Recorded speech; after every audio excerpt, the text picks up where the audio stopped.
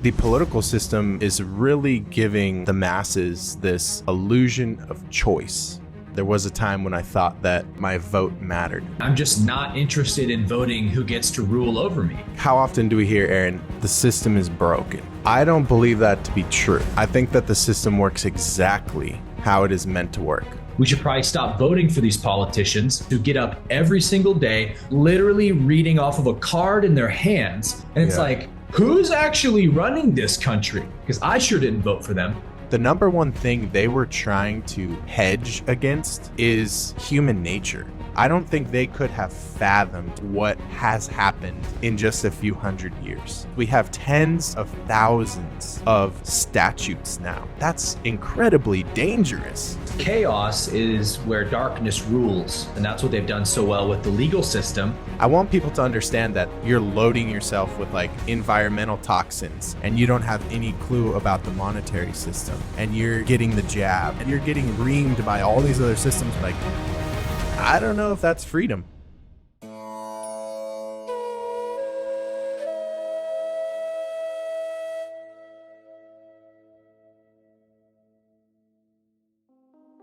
The first thing I want to address here is that, as far as I'm concerned, the notion of having a political system in a modernized society accomplishes one main thing above all else, and that is the illusion of choice. You have to give a large body of people, especially when this large body of people is ruled over by a very select few, which we talked about in our last episode, kind of the minority ruling the majority. There's things you have to do to not be overthrown and have the people realize. So the political system is really giving the masses this illusion of choice. And people get all tangled up in identifying with these words and colors, if you understand what I'm saying. They get tied up with either being red or being blue, either being that direction or that direction. And they start to express and act out their more animalistic,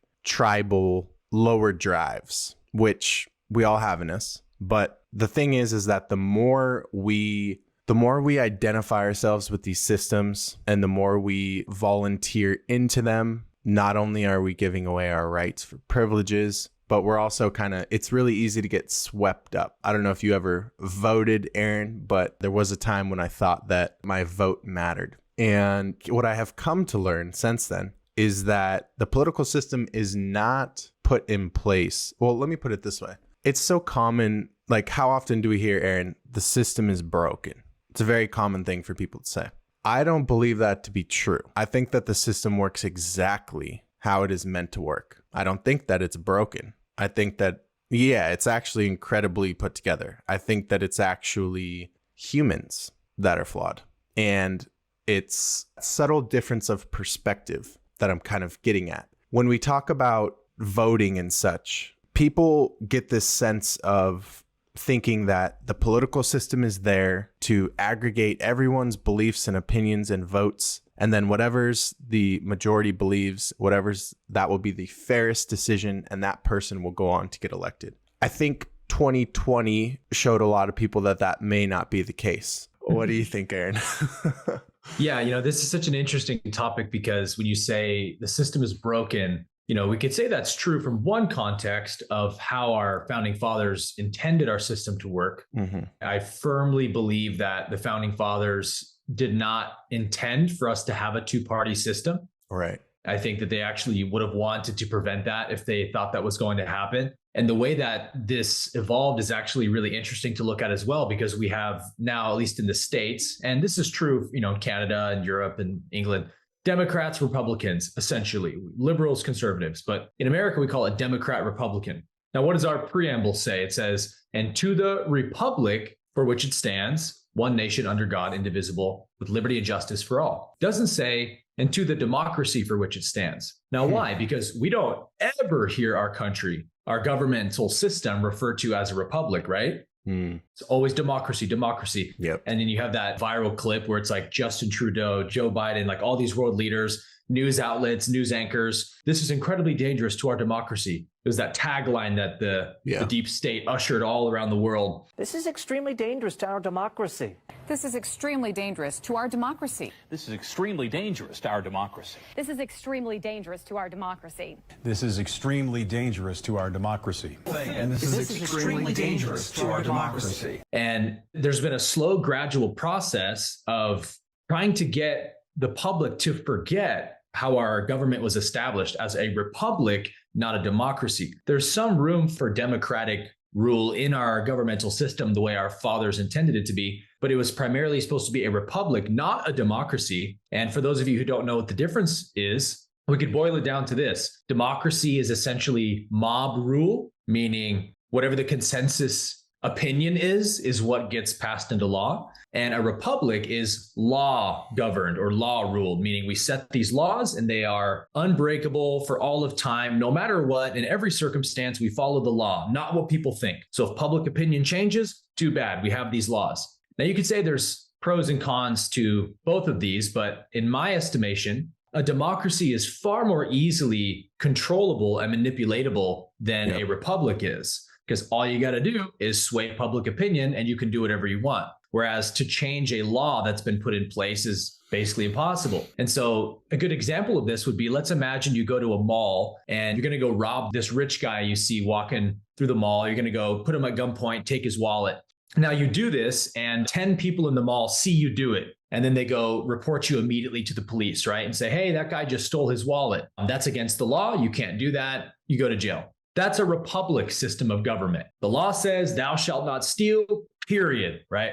Now let's rerun this scenario under democracy. Under a democratic system of government, we can say that I go up to these 10 people in the mall beforehand and I say, hey guys, come here, gather around. There's going to be a millionaire walking in about 5 minutes and I'm going to hold him at gunpoint and take his wallet from him. And then I'm going to split the profits evenly amongst the 10 of us. Y'all cool with that? And they say, yeah, sounds great. And then the guy walks in, I put him at gunpoint, steal his wallet, divvy the profits. We all leave happy. Now that's what can happen in a democracy because mob rule. We all agreed it was okay because we're all going to benefit from it. So we were okay to steal his property. So now we have the system called Democrats and Republicans. And over the last 100 plus years, they've slowly changed the language of how they talk about our government and our system from republic to democracy. Again, we're not a democracy for very good reason. One of the reasons is now we see the way our Congress has evolved to be this total monopoly of power where like they can just go into a secret room and write up a giant 6,000 page bill that says whatever they wanted to say. Walk in, vote on it, pass it, done.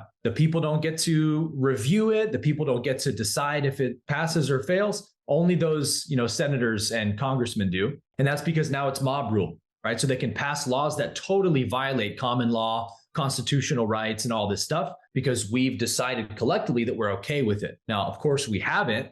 It's just that the balance of power has shifted so much and so slowly before our eyes that we didn't even see it happen, right? Yeah, so you just brought a few things to mind that I want to clarify. First things first, when I was prefacing that voting does not actually do anything, I want to clarify. I'm not one of those people that thinks that literally all of it is smoke and mirrors, like there is no voting. Here's what I'm kind of insinuating.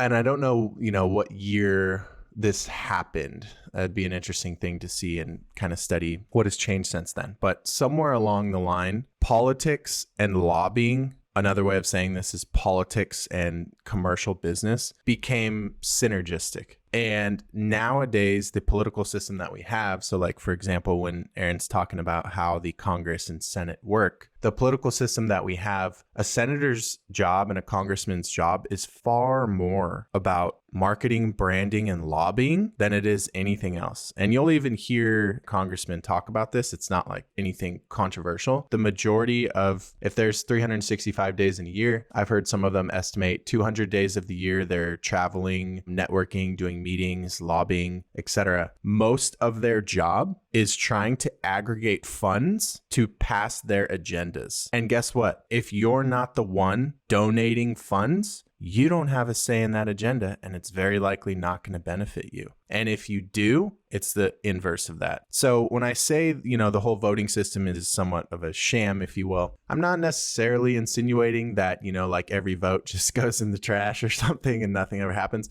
I don't think it's necessarily that deep. I do think that something occurs, but what I know is that whoever has the most money to put into the campaign wins. Money wins. That is the issue we now have. And that's why when Aaron's talking about a democracy, that's why this stuff has gotten more and more dangerous. Because if we can now just use money to get who we want into the position we want them in, and now because we gave them so much money, we have dirt on them. Now we can just control them kind of Machiavellian style because we have leverage over them. And a lot of politicians make this mistake where they'll accept the donations because they want to win so bad, and they don't realize what they sold, aka their soul, in order to have that money backing them that wasn't theirs. And then once they get into office, then it becomes a thing of, more money gets pumped into further or speed along or silence certain bills. And then money gets passed along to push through certain bills. And, a really easy example of this, like modern day, is for those of you who keep up with crypto, the whole Sam Bankman-Fried thing with FTX and all of that. So I don't know if you've seen this, Aaron, but I was watching the Patrick Bet David podcast the other day. I don't know if you know who that is, but Yeah, he's great. yeah, he's really good. Just free speech, right? He'll have on anyone from any side and have an actual conversation. Imagine that. So I really value the discourse. And they were bringing up some information about, obviously we know SBF, the guy behind the FTX issue. And if you don't know what that is, all you need to do is type in FTX to Google. I'm not going to waste my time getting into that. It's like second biggest financial fraud since Bernie Madoff. So you've probably heard of it. Yeah. They were getting into how billions of dollars in everyday mom and pop retail investors like you and me trusted FTX, which was this crypto brokerage, with their money. And so they put their money into FTX. FTX also owned a sub brokerage, just think of it that way, called Alameda. When you would put your money into FTX, FTX would send that money to Alameda, which was already completely fraudulent and illegal. It'd be like if you bank with Chase, you put your money into Chase and they're over here sending it over to Bank of America and you're like, what? That was not in the contract. Like, that's totally fraudulent. I want my money back. And then they're like, oh, sorry, it's not there. It's not on our balance sheet anymore. So, okay, so they would send it over Alameda.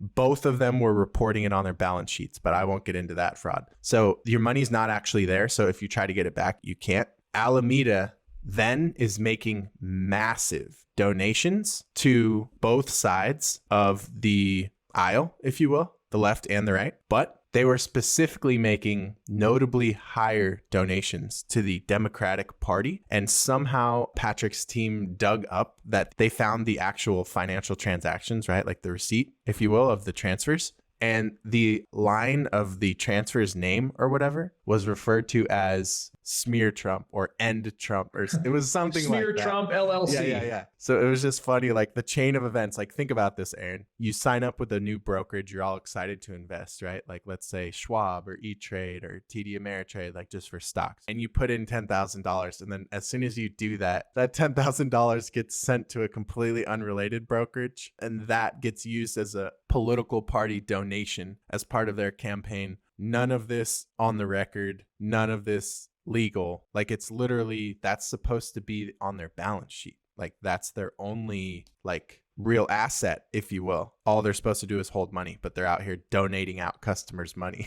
to political parties so that they can continue the fraud that they're doing. So you guys have to realize how this works. This is what happens when, I know we're going to get into the legal system here in a second, but the legal system is built on corporations that, like, the whole purpose of a corporation is to remove liability from yourself as a man or a woman, right? So this is why police, for example, tend to not get in trouble for literally murdering someone in cold blood or beating someone unlawfully. Someone will try to sue that police officer, and because they're suing the police officer, not the man or woman who was wearing the police uniform, it's basically like, oh, sorry, you can't sue me. I'm just a corporation. So I can just come up to you, infringe on all your rights. And then when you say, hey, you can't do that, I say, hey, don't look at me. I'm just a corporation. So they can't come after the individual. It just goes up to who they're representing, who they're an agent of. Right. Because if you try to sue a corporate entity like a police officer is basically invulnerable because they don't exist. They're not real. And you're under Admiralty Maritime law when you're going after them. And it's like they didn't break any contracts. They have every right to trample over your rights according to the contract you don't know you're in. But if you sue the actual man, Joe Johnson, who was acting as a police officer on May the 9th, 2022, who violated my rights under these, et cetera, well, then now you've got a case, right? Because now you're actually filing a claim against a living flesh and blood man who violated your rights. So the corporation is a means to remove liability from someone who's trying to do dirty business most of the time. Yeah. This is what politics does. This is what the military industrial complex does. They're all corporations so that they can have this kind of shield of defense. And so we kind of forget this, right, Jeremy, that like we're dealing with fictional, non-living entities, dead entities, as you say. And it's like at the end of the day, you're giving your money to someone else and you're trusting another person with your money. And so that can go wrong in a lot of ways. And we think, oh, well, it's a corporation, so they have to do the right thing and they have to be noble and just. No, they do not. And guess what? No, they aren't. They're taking your money. They're taking all of our money every day and doing all kinds of stuff in the back alley that we're not aware of. Politicians, lobbying, big pharma. It's all dirty money that they're using that we give them because we trust our money into their hands. And so once we see, like we saw with FTX and we see every day in a number of ways, wow, look at all this corruption. Look at all these scandals. We should probably stop supporting these corporations. We should probably stop voting for these politicians. And for me, that's, why I decided to stop voting years and years ago. I'm just not interested in voting who gets to rule over me, right? Mm-hmm. I know that I am the highest law of the land as a living flesh and blood man under natural law, under God's law. So I don't vote for who rules over me. I may have a choice in who my public servants are, but that's not going to come when the system is so corrupt like this, that, like you said, it's all about who gets the most lobbying money. And then whoever is the politician isn't even making the decisions themselves, right? No. We watched Joe Biden up there reading a script. Obama was a way better teleprompt reader than Joe Biden is. Much more convincing. How did we get so far removed from reality and authenticity that we will stomach our politicians who get up every single day on these news press briefings, whether it's in the House, the Senate, the executive office, and they're on TV. And I mean, dude, they're literally reading off of a card in their hands. Mm-hmm. And we've just gotten so used to it. We have decided to send 51 tanks to Ukraine for blah, blah, blah reasons. He's probably hasn't even read the card until this moment. And it's like, who's actually running this country? If someone I elected as my president cannot just get up authentically on a stage and just talk to us about the actual decisions that he's making or she's making, like you see Elon Musk from Tesla, he doesn't need to read a script about what decisions he's making for Tesla. He runs the freaking company. He can talk to you all day off the cuff about what decisions he's making and why. Why can't our presidents, why can't our politicians do that? That should be a problem for us, right? This is so fake and inauthentic. I want to know who's writing these scripts and what team of people are making these decisions, because I sure didn't vote for them. Yeah, you're raising some extremely good questions that I'd love to continue on. So who's writing these scripts are the best PR, psychology, human behavior propagandists, if you will. Specialists. In the world. Yeah. So, the type that, like in past episodes, I was bringing up how Rockefeller brought on propaganda guy from Hitler's campaigns, right? Oh, right. So that was in the past, though, but they kind of pass around the best campaign influencers, if you will, in the world. So, like, for example, so let's say, Aaron, you decide you want to run for president in 2024, right? Obviously, one of the first things you're going to need is a boatload of money behind you. So you're going to have to sell your soul. So that's going to provide the machine for you, right? It's going to be the gasoline to pour on the fire. So whether you're going to hit like social media marketing, you're going to start going to every city, you're going to need to get on television, you're going to need to get on podcasts, radio shows, like that's what the money's for, right? And then at the same time, now the most important thing, now that you've solved the attention problem, is your content. It's just like if you're a business. You have to solve the attention problem, and then you have to solve for the content. Is your content good enough? Because if it's not good enough at scale, you can put a message out there for the world to see. They're still not going to want it, right? And you're going to get roasted. So now you have to solve the content problem. And that's where people hire the best in the world at drafting messages, right? The same kind that our government uses to get a nation to back a war, or to back ending a war, or to back a certain movement, or to get on board with a certain societal narrative. These things don't change too much, right? When you understand the first principles of kind of moving people to action and manipulating people based on their emotions and understanding their primal unconscious drives and stuff like that. So that's definitely interesting to understand that, definitely it is not them writing that. And personally, I think Joe Biden should do a lot more preparation before he stands up there reading, because I send bloopers to my group all the time. And when I say bloopers, I'm not searching on the internet for Joe Biden bloopers. I'll just be scrolling Twitter. I'll be like, oh, let's hear what he said today. And there will be like 5 to 7 mess ups in it that are like catastrophic every time I watch it, because it's like obviously not him. And he's stumbling because it's like there's such a disconnect, right? It's like, who wrote this? It's not you. You're not even really here. This is why I didn't vote, so I have no dog in this fight, but I completely understand why Trump won in 2016, because people are tired of seeing fake politicians get up and read off of a script and take all this lobbying money from big companies, organizations, big pharma, who do insidious things. And then you got this guy who never, ever reads off a teleprompter, always talking off the cuff, speaking his original thoughts from his own mind, and didn't take any lobbying money. And people are like, I choose that guy. Yep. Because the public is so tired of the inauthenticity, this sort of uniparty we have, where whether you get someone on the left or the right, blue or red, it's the same people in the back room running the show and telling them what to do. And this is something that has to be a collective awakening. Because it's like we're all watching a puppet show that's completely fake. Half the audience still thinks it's real and is getting emotionally pulled into the show. The other half of the audience is like, guys, wake up. It's all fake. They're fooling you. And they're like, shut up. I'm trying to watch the show, you racist. And then we're in this kind of interesting, kind of funny situation. That's the best example. I'm trying to watch the show, you racist. You transphobic racist. I mean, that's actually our reality at this moment. Yeah, so. That's great. Okay. So you proposed one other notion that I want to kind of wrap us up here as we segue out of the politics system. And you basically proposed this question of like, how do they get away with this? Or like, it was something along those lines. And I want to kind of clarify if it isn't. I don't want to assume that this is obvious in reading between the lines. Out of all of these systems, there is only one system at the top of all of these, and it is the political system. And let me explain why. It is exactly what Aaron was explaining of this notion of we once had a republic. They're really, really trying to transition us to a democracy and convince people that that is what it is. The political system is the only system that we've all given our consent to govern every other system in life. So like, let's just look at certain examples. We started off episode 1 talking about food, air, water, shelter, and energy. Aaron, who has the power to pass rent control bills tomorrow if they wanted? Government.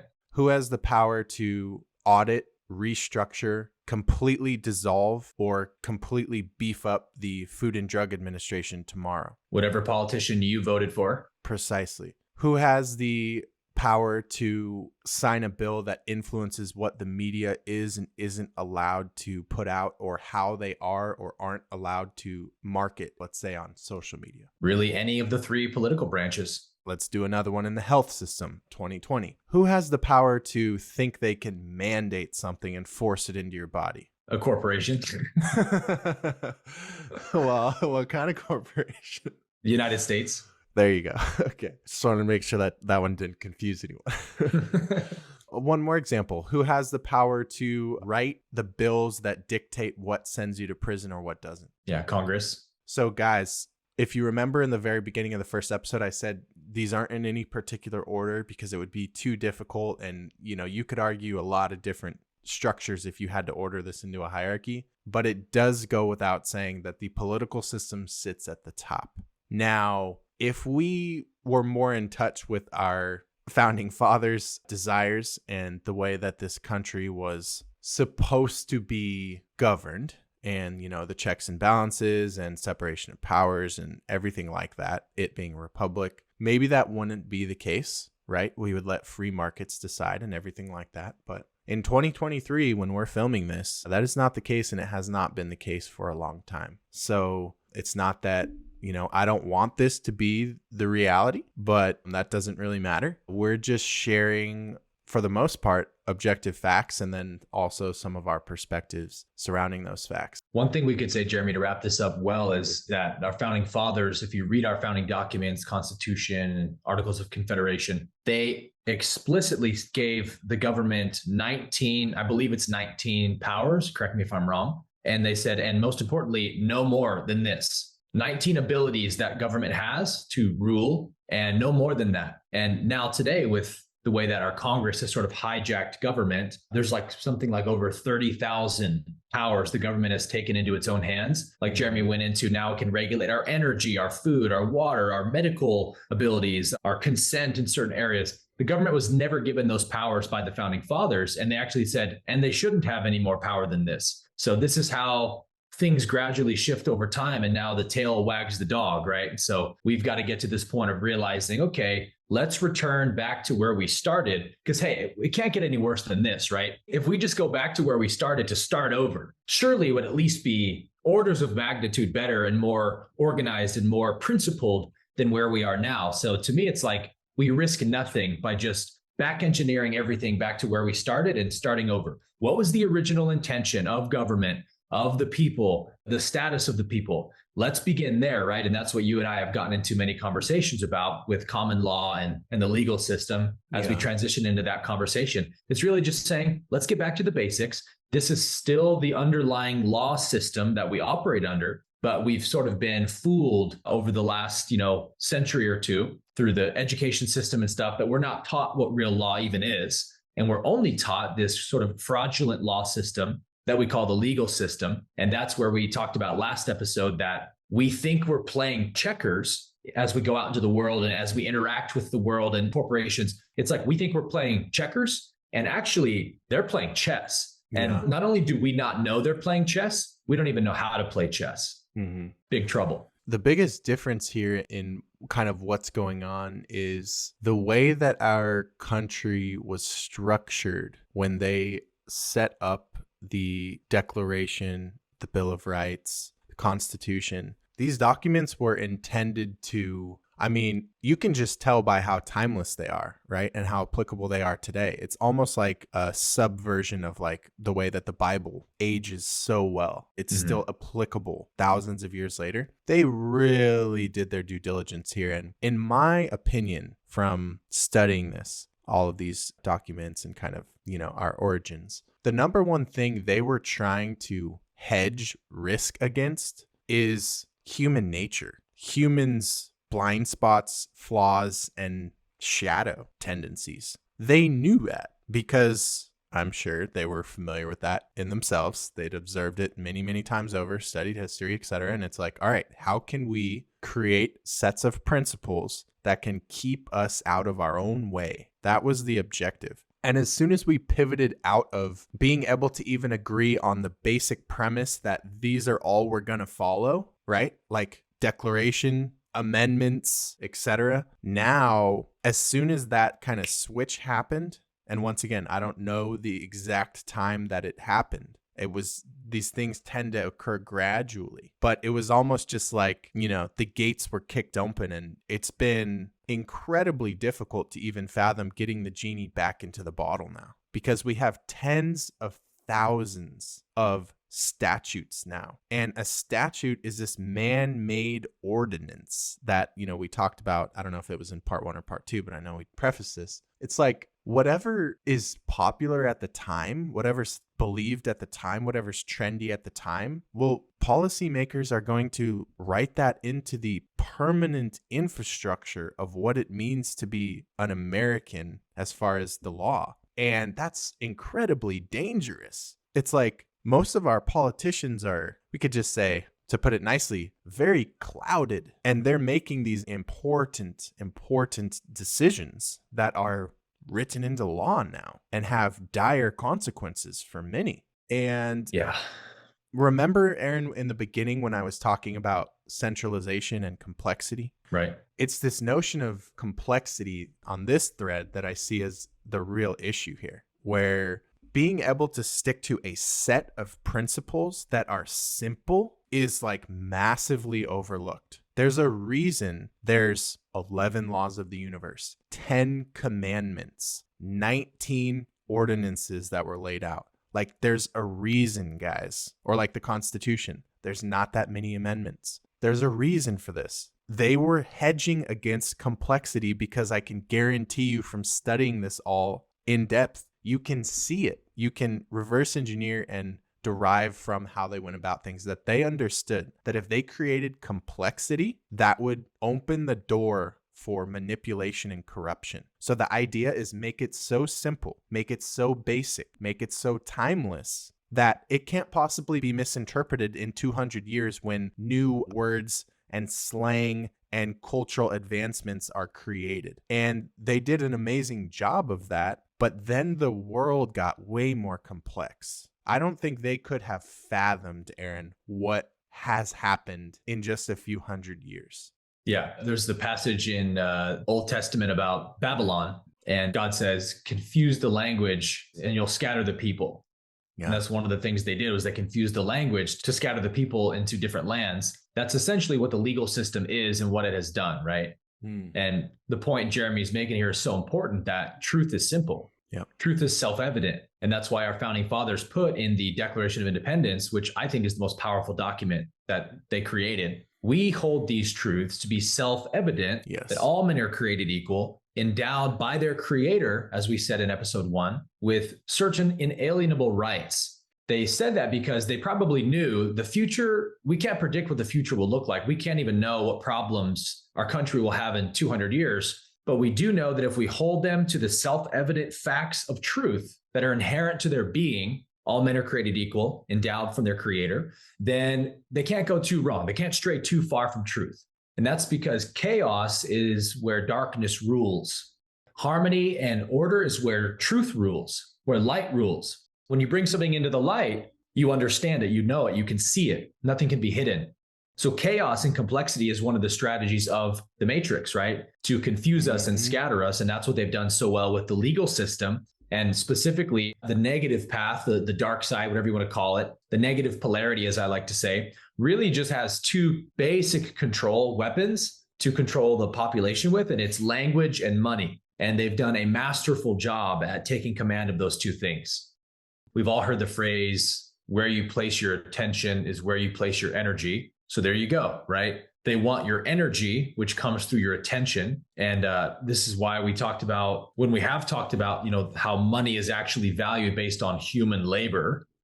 We're the value, we're the creditors, we're the real currency here, because our energy makes everything happen. So your energy, your attention is the most precious commodity on planet Earth. And that's how they get your money, is by getting your attention. So this is why we see these huge campaigns, censorship and all this stuff, banning, deplatforming. They're trying to tell you where you can or can't place your attention. And isn't it funny how those places always end up serving the big corporations and institutions, right? So we can see it's a war for your attention. And this is why all wealth really comes from within.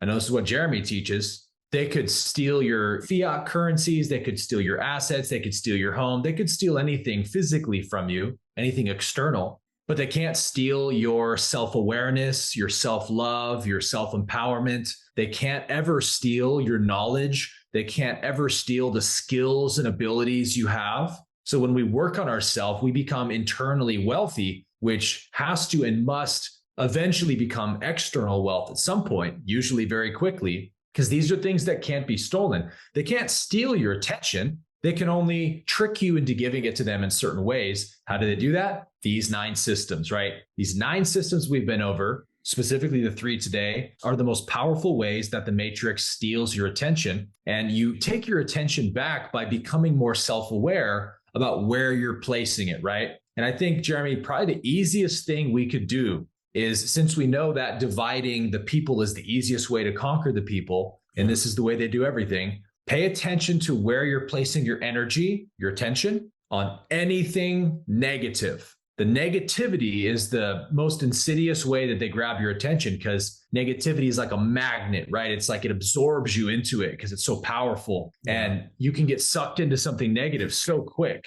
And then, of course, they can tell you what to do from there and who to hate and who's the enemy.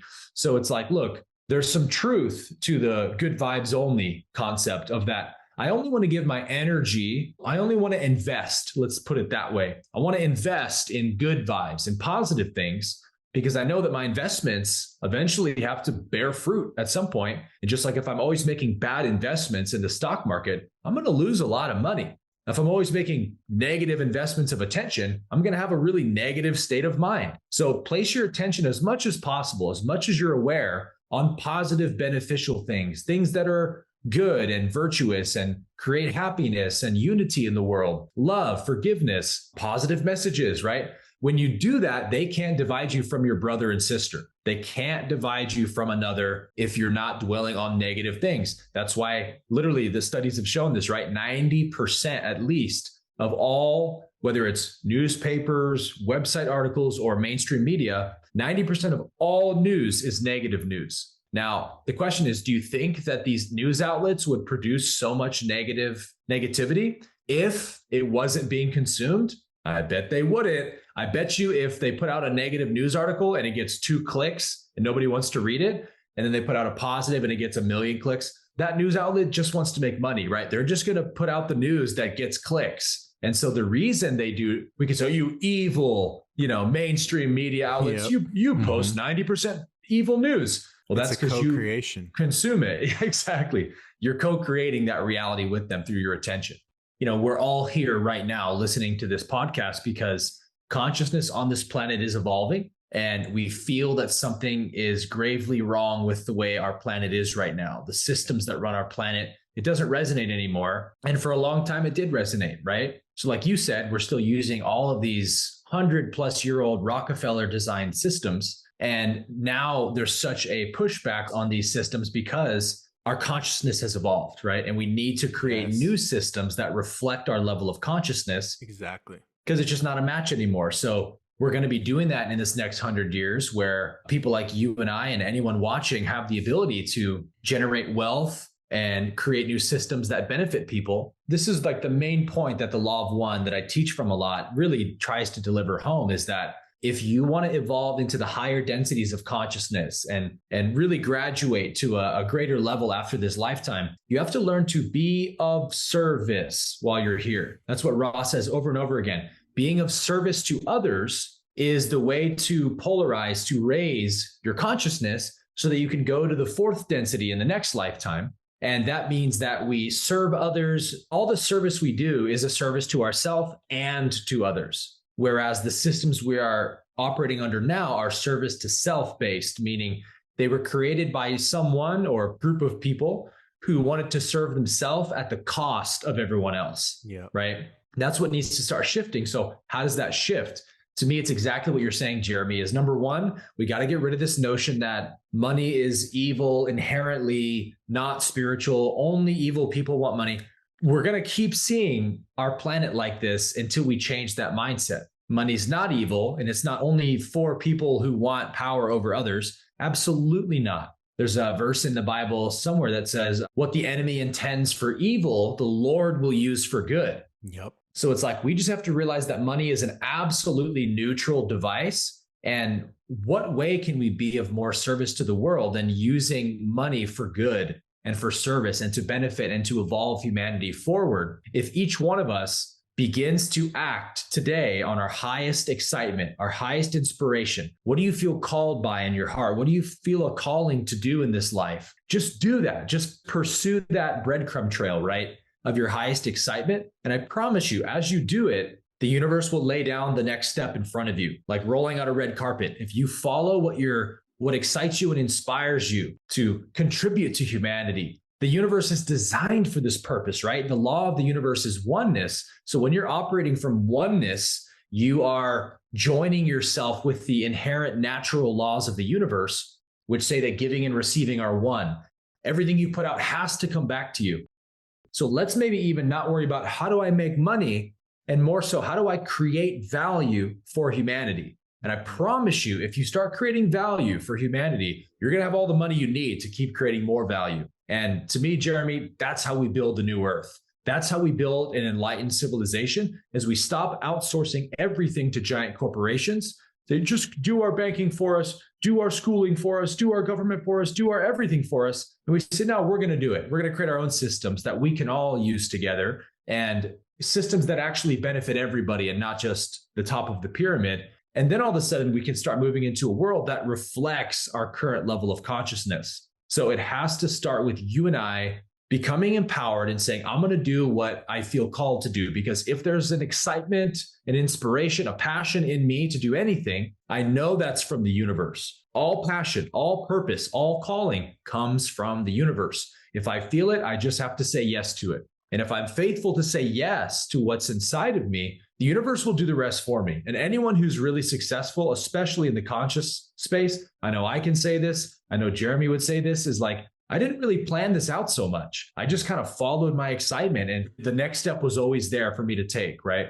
Yeah, I was recently telling some of my students that I've come to learn that when you're I need a better word for this, but I'll use the phrase spiritual entrepreneur, but I need to clarify what I mean by that. An entrepreneur who is just using business as a vehicle to serve the creator, that you never really know what you're doing because you're not doing it. So he was asking a question, like someone newer comes into the group, they're seeing like, wow, there's a lot of entrepreneurs in here, kind of being inspired to go that direction, but there's fear there. And he was asking like for advice on the feeling of, I don't know what I'm doing. And I just kind of came back to him and let him know, like, plot twist, I don't know what I'm doing. Because it's like that whole I concept, right? It's like, well, you're not really the one doing it. And that's really the point that Aaron's getting at, is if you can look at this all as a way to serve divinity, because ultimately that's the only reason we're even caring to have a conversation about improving the planet, right? Then business can just be a vehicle or a conduit through which you serve the creator. And it isn't really about you. It's not really about you. And that's why each of us are given particular, like Aaron said, it's just kind of following. Well, usually the cliche term is follow your bliss, but it's very much so like that. And that's different for everyone. And so I love that you brought it back to value rather than money, because the money's the effect, right? And the cause is desiring to serve. And that's been your path. That's been my path. And it's not really about the money at all. But what ends up happening is you find that you develop so many invaluable skills and also character traits that are priceless, that would allow you to do it all over again much faster. If it were taken away from you, those are actually the timeless assets that we were talking about. But then you also develop influence, which I believe to be far more effective and appealing and valuable than money. Because if you have influence, you can create You'll always money. have money. Yeah, easy. Create money. But if you have like money, you can't just create influence.